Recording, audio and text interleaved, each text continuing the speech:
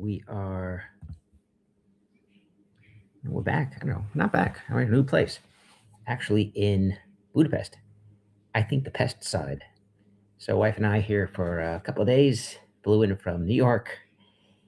Been a long week, um, and here we are, Budapest, freezing cold.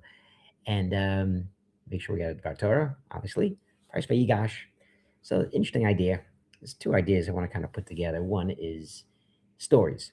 Mori Naim talks about that these ideas from Hashem, that we can't take these straight lessons, these straight understanding or clarity from Hashem. It's too much for us. So it's these stories cloak the messages. And this parsha comes to fruition. We have strength, Yehuda, we have crying of Yosef, all these stories, the brothers taking place.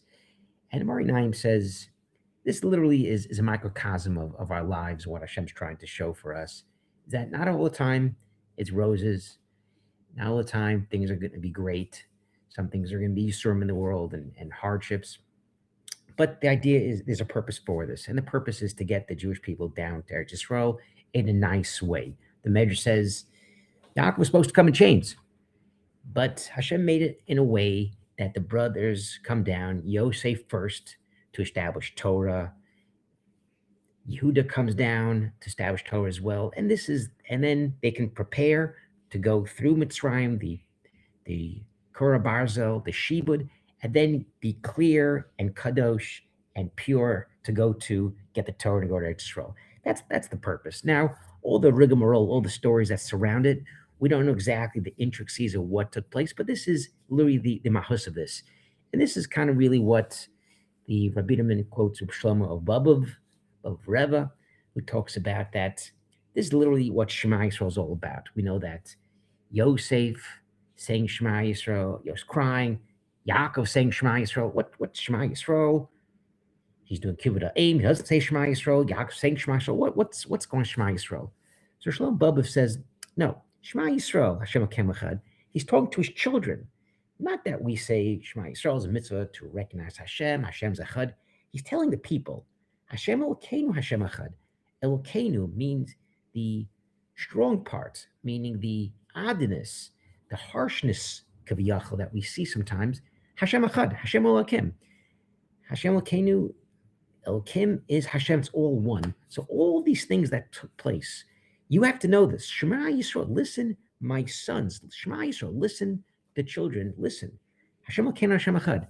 There's one purpose. And if anyone could speak to harshness of their life, it's Yaakov and Yosef. What they went through, getting chased from their parents, Lavan, Yosef taken away. Hashem Elokeinu, Hashem Echad. And this is kind of the idea of, we don't know the stories, we don't know exactly intricacies what the machshavas were, but we know the end game is Shuv Hashem Hayinu Kecholmim. As Rabbi Yehuda says, we'll be like dreamers when we see Beis Hamikdash, we see Mashiach come. We'll be Kecholmim, like dreamers, like that guy, like the dreamer, like Yosef.